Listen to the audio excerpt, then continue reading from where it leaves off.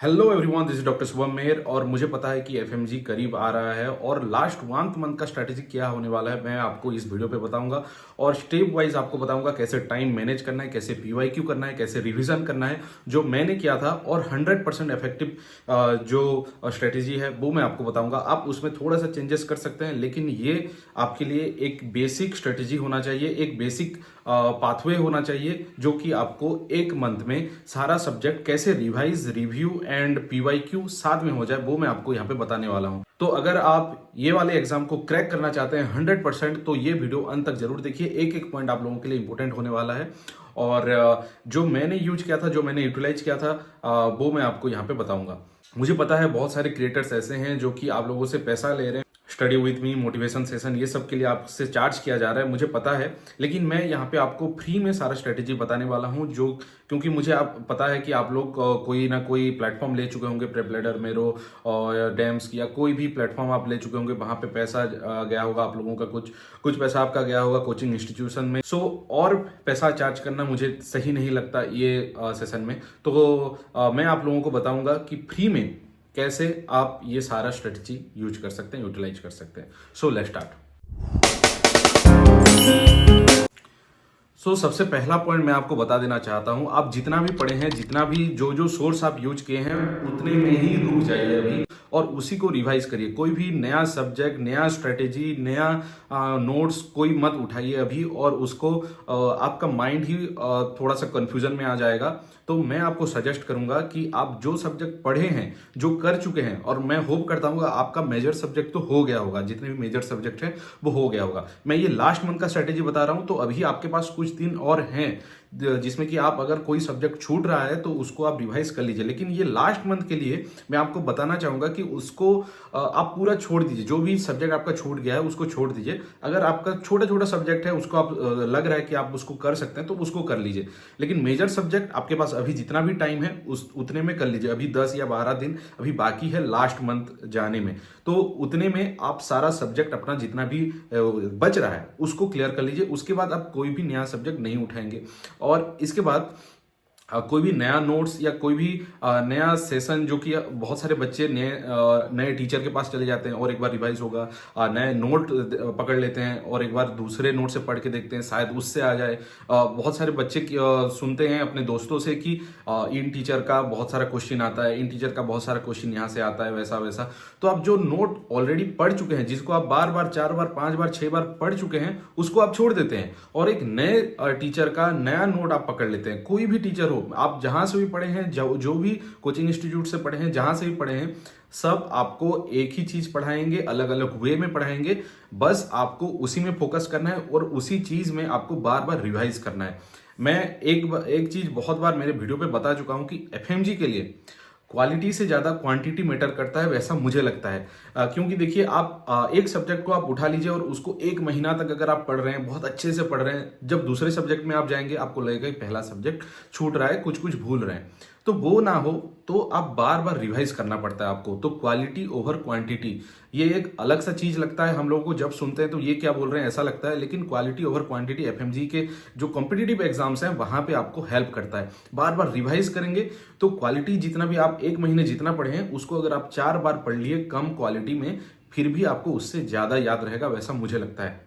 तो अगर आपके पास टाइम है, आप सेकंड ईयर, थर्ड ईयर में होते हैं, तो मैं उसको उल्टा बोलता कि आप अच्छे से पढ़िए, एक सब्जेक्ट को अच्छे से खत्म करिए। लेकिन अभी क्योंकि 1 महीने की बात हम कर रहे हैं, तो क्वांटिटी आपको बार बार उसको रिवाइज करना है, ठीक है। देन अभी मैं आपको एक प्रॉपर टाइम चार्ट बताऊंगा कि टाइम मैनेजमेंट कैसे करना है, वो मैं आपको बताऊंगा। सुबह से लेके शाम तक, रात तक क्या क्या है वो मैं आपको टॉपिक अच्छे से बताऊंगा। आप एक नोट कर लीजिए, ठीक है। मैं यहाँ पे लिख के रखा हूं, जो मैंने वहां पे स्ट्रेटेजी यूज किया था वो मैं आपको एक एक करके बताऊंगा, ठीक है। तो डेली आप मेजर सब्जेक्ट जैसे कि मेडिसिन, सर्जरी, ऑब्स, गायनी, ये 2-3 दिन अलॉट कर लीजिए इसके लिए। जो मेजर सब्जेक्ट हैं, आपको जो लगता है कि जहां से ज्यादा क्वेश्चंस आते हैं, उसको 2-3 दिन में खत्म कर लीजिए, मेजर सब्जेक्ट को, जो बड़ा सब्जेक्ट है। और जितने भी छोटे छोटे सब्जेक्ट हैं, एक दिन में 2 सब्जेक्ट खत्म करने की कोशिश करिए। मैं आपको प्रॉपर टाइम भी बताऊंगा और उसके हिसाब से हम चलेंगे भी। मॉर्निंग पे आप क्या करेंगे, एक मेजर सब्जेक्ट उठा लेंगे, 5 से 7 घंटे में उसको खत्म करेंगे। मेडिसिन आज उठा लिए, मेडिसिन को 5 से 7 घंटे में आपको खत्म करना है। कैसे करना है, क्योंकि आप बार बार कर चुके हैं उसको, बहुत बार रिवाइज कर चुके हैं। अगर अभी तक आपने रिवाइज अच्छे से नहीं किया तो मैं अभी भी आपको बोल रहा हूं कि कुछ टाइम आपके पास अभी है तो उसको रिवाइज आप कर सकते हैं। उसको और एक बार, 2 बार, 3 बार, जितना भी आपका हो सके रिवाइज कर लीजिए मेजर सब्जेक्ट्स को। तो आप जब उसके बाद लास्ट मंथ में पढ़ेंगे तो मेजर सब्जेक्ट आपका 5 से 7 घंटे में आराम से हो जाएगा, क्योंकि आप बार बार पढ़ चुके हैं।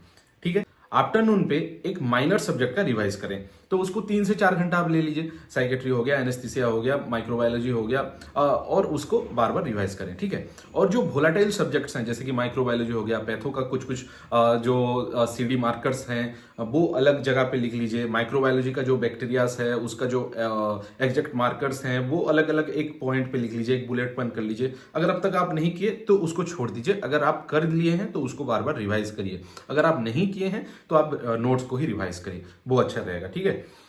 देन इवनिंग पे पीवाईक्यू आप 50 से 100 एमसीक्यू आपको करना है, पीवाईक्यू आपको निकालना है। ठीक है। 50 से 100 हर दिन, कोई भी मेजर सब्जेक्ट, माइनर सब्जेक्ट आप जो भी पढ़ रहे हैं उसको कर सकते हैं, या तो आप ईयर वाइज भी कर सकते हैं। जैसे कि मैं आपको सजेस्ट करूंगा कि नीट पीजी का 3 ईयर का, मिनिमम 3 ईयर का आप कर लीजिए, क्योंकि नीट पीजी से सीधा भी एफएमजी में आ जाता है, और एफएमजी का 5 साल का तो मिनिमम आपको करना है। ठीक है। बहुत सारे मेरे दोस्त लोग क्या गलती किए थे लास्ट टाइम पे, पीवाईक्यू वो लोग नहीं किए थे। रिवीजन आपको करना है, पीवाईक्यू भी करना है। अगर आप उसका उल्टा भी गलत कर रहे हैं तो भी नहीं होगा, मतलब पीवाईक्यू आप कर रहे हैं, रिवीजन नहीं कर रहे तो भी नहीं, तो उसको दोनों को मिला के चलना है। तो ऐसे जब मैं आपको बता रहा हूं कि सुबह आपको एक मेजर सब्जेक्ट का रिवाइज, इवनिंग में आपको माइनर सब्जेक्ट का रिवाइज, और जो रात को या इवनिंग को आपका जो टाइम बच रहा है उसमें आपको पीवाईक्यू करना है। तो हर दिन आपका major, minor subject and revision होता जाएगा। ये मैं लास्ट 20 या 30 डेज का मैं आपको बता रहा हूँ।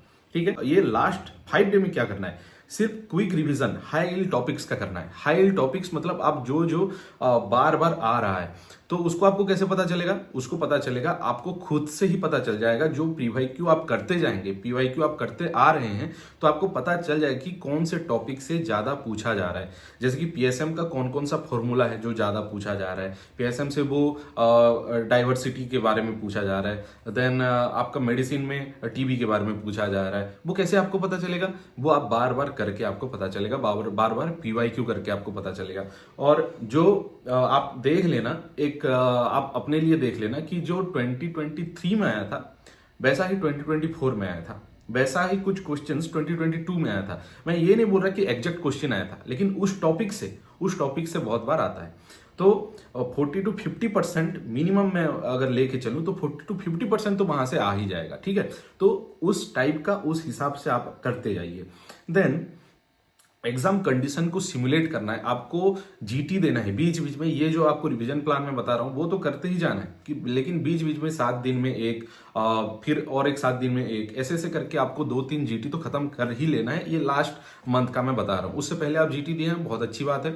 और आपको डरना नहीं है। आप बहुत सारे स्टूडेंट क्या करते हैं कि जीटी देने से डरते हैं। एक जीटी दे दिए होंगे, 130, 120 ऐसा मार्क आया होगा तो आपको लगता है कि मेरा कॉन्फिडेंस लूज हो रहा है। कॉन्फिडेंस क्या लूज हो रहा है, आप देखिए, बार बार अगर आप जीटी करेंगे, बार बार उसको स्टिमुलेट करेंगे, जो एग्जाम आप जो 2 बार 3 बार अटेम्प्ट दे के जिन लोगों को पता चल रहा है वो आपको जीटी दे के पता चल जाएगा। पहले से ही आप 2 बार 3 बार दे चुके होंगे तो उससे डरना क्या है। वो तो आप वो मार्क तो कोई देख नहीं रहा, आप खुद ही इवैल्यूएट कर रहे हैं। तो जीटी दीजिए, 120 आ रहा है, 100 आ रहा है, कोई दिक्कत नहीं, उसको रिवाइज करिए, उसको देखिए कौन कौन सा क्वेश्चन आपका गलत हो रहा है, कौन कहां से आपका छूट रहा है, उसको बार बार और एक बार पढ़ लीजिए, कोई दिक्कत नहीं। फिर अगर आप जीटी दिए हैं और उसी से क्वेश्चन आ गया और उसको आप रिवाइज किए होंगे तो वहां पे आपका मार्क आ जाएगा। अगर आप जीटी नहीं दिए होंगे तो वो एग्जाम का कंडीशन आप सिमुलेट नहीं किए हैं तो आपको वहां पे थोड़ा सा घबराहट हो जाएगा और क्वेश्चन बहुत सारा नया लगेगा, सिचुएशन थोड़ा सा नया लगेगा। तो इसलिए जीटी दे दीजिए, कोई दिक्कत नहीं, 3-4 जितना भी जीटी हो रहा है वो दे दीजिए। देन जब भी आप पीवाईक्यू कर रहे हैं, जो क्वेश्चन आपका गलत हो रहा है उसको स्किप नहीं करना है। आपको अगर लग रहा है कि 50 से 100 क्वेश्चन मुझे करना है, तो शुभम सर ने बोला था मैं 50 से 100 क्वेश्चन करूंगा, आज मेरा 10 ही क्वेश्चन हुआ है, मैं जल्दी निपटा लेता हूं, मेरे पास 1 ही घंटा है, वैसा नहीं करना है। आपको एक पीवाईक्यू में जब भी आप कर रहे हैं तो वहां पे एक्सप्लेनेशन देखना है, कौन सा गलत हो रहा है, कहां पे गलत हो रहा है। और अगर आपको वो टॉपिक भी याद नहीं आ रहा तो थोड़ा सा रिवाइज कर लीजिए, थोड़ा सा आप पन्ना पलट लीजिए और देख लीजिए कि कहां पे गलत आ रहे हैं, कहां पे गलत हो रहा है, वो थोड़ा सा देख लीजिए, कोई दिक्कत नहीं। अगर आपका थोड़ा सा कम भी हो जा रहा है उस दिन पीवाईक्यू, नेक्स्ट दिन में उसको थोड़ा सा बढ़ा लेना, थोड़ा सा टाइम एलोकेट कर लेना। मैं ये जो बता रहा हूँ वो प्रॉपर पूरा नहीं हो पाता। 3 घंटे से 5 घंटा अगर मैं आपको बोल रहा हूँ तो 6 भी घंटा हो सकता है, कभी कभी 2 घंटे में भी कुछ सब्जेक्ट खत्म हो सकता है। वो आप कितनी बार रिवाइज करें उस पर डिपेंड करेगा, लेकिन अच्छे से करना है जो भी करना है, ठीक है। देन जितने भी हाई टॉपिक्स हैं उसको फोकस करना है, बार बार रिवाइज करना है। कुछ हाई टॉपिक्स मैं आपको कुछ एग्जांपल दे रहा हूं, जैसे कि फार्माकोलॉजी में ड्रग ऑफ चॉइस ज्यादातर आ जाता था। अभी क्या हो रहा है, 2-3 क्लिनिकल सिनारियो बना के आपको दे रहा है, तो ड्रग ऑफ चॉइस भी पूछ सकता है, कभी कभी आपको पूछ सकता है सेकंड लाइन ऑफ मैनेजमेंट क्या है, मतलब ये दे दिया गया है फिर भी रेस्पॉन्स नहीं कर रहा है तो सेकंड में हम क्या देंगे। कभी कभी आपको ड्रग रिएक्शन पूछ सकता है, उतना ड्रग रिएक्शन नहीं पूछता, और डोजेस तो आपको बहुत कम पूछा जाता है, पीजी में थोड़ा सा पूछा जाता है, लेकिन यहाँ पे डोजेस उतना ज्यादा नहीं पूछा जाता। पीजी में क्या होता है, डोजेस में आपको एक ही ड्रग दिया होगा, डोजेस अलग अलग दिया होगा, तो उसमें जो कंफ्यूजन होता है वो यहाँ पे नहीं होगा। अगर आप पीजी वाला क्वेश्चन कर रहे हैं, पीवाईक्यू कर रहे हैं, तो उसमें अब घबराना मत कि ये कैसा आ जा रहा है, मैं तो ड्रग डोजेस उतने अच्छे से जानता नहीं, कोई दिक्कत नहीं, अब बाद में आप वो जान लेंगे। तो अभी आप फोकस करिए एफएमजी के लिए क्या क्या इंपॉर्टेंट है उसके हिसाब से, ठीक है। और जैसे कि पैथोलॉजी पे सेल इंजुरी, इन्फ्लामेशन, न्यूप्लेसिया, जेनेटिक्स, ये सब में ज्यादा आता है। पीएसएम में वैक्सीन से तो जरूर क्वेश्चन आते हैं, एपिडेमियोलॉजी, देन बायोस्टैटिस्टिक्स से, देन विटामिन से, ये सबसे आ जाता है, ठीक है। Then microbiology, immunology, virus, bacteria, ये सब बहुत इंपॉर्टेंट टॉपिक्स हैं और इसका वेटेज थोड़ा सा ज्यादा रहता है एग्जाम में, ठीक है। देन मेडिसिन में आपका इन्फेक्शियस डिजीज, और मेडिसिन तो सभी इंपॉर्टेंट है, मैं बोलूंगा कहीं से भी आ सकता है, तो जो सिस्टम वाइज है वो आप खत्म करते रहिए।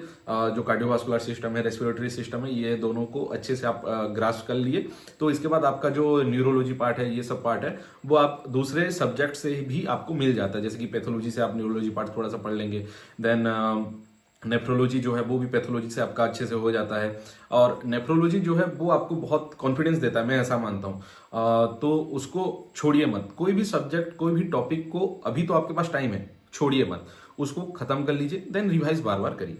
और लास्ट में आपको मैं ये बताना चाहता हूँ, डिप्रेशन जो है आप लोगों को अभी आ रहा होगा, थोड़ा थोड़ा लग रहा होगा कि होगा या नहीं होगा, तो ये लोग क्या बोलेंगे, वो लोग क्या बोलेंगे, कौन क्या बोलेगा, वो सब छोड़ दीजिए। आप सब कुछ छोड़ के दिमाग को पूरा फ्री करके पढ़ाई में अभी ध्यान दीजिए। अभी पूरा भूल जाइए कि आपके पास कोई मोबाइल भी है, कुछ भी है, सिर्फ स्टडी रिलेटेड आप फोकस करेंगे। अभी थोड़ा सा अगर आप पढ़ के थोड़ा सा बोर हो जा रहे हैं या थोड़ा सा फटीक टाइप का लग रहा है, तो थोड़ा सा बाहर जाके घूम लीजिए, थोड़ा सा पानी पी लीजिए, अपने पास पानी का बोतल हमेशा रखिए, मैं तो हमेशा रखता था, और उसको रिफ्रेशमेंट होता रहता है। थोड़ा सा चॉकलेट वॉकलेट कुछ रख लीजिए और उसको खाते रहिए, ताकि आपको ब्रेन को ग्लूकोज मिलता रहे और आपको फटीक नहीं लगेगा। और अपने लिए क्या सुइटेबल है उस हिसाब से आप करिए। और ये जो लास्ट मंथ है, डू और डाई सिचुएशन है आपका, अगर आप इसको पार कर जाते हैं, 150 प्लस हो जाते हैं, तो आपका लाइफ चेंज है। तो उस हिसाब से आप यहाँ तक बहुत मेहनत किए हैं, मुझे पता है, रात भर पढ़े हैं, कभी आपको नींद नहीं आ रहा फिर भी पढ़े हैं, कभी आपको नींद आ रहा है ज़्यादा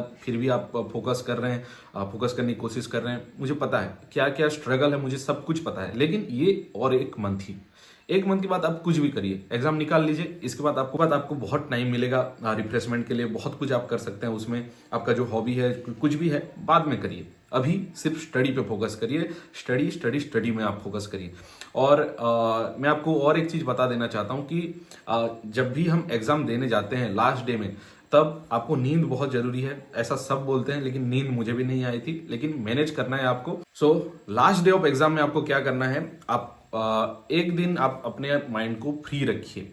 आप लास्ट डे में आप जैसे कि 5-6 बजे तक आप अगर अपना सब्जेक्ट खत्म कर लिए तो बहुत अच्छी बात है। मेरे से नहीं हो पाया था, तो 2-3 घंटा ज्यादा लगा था।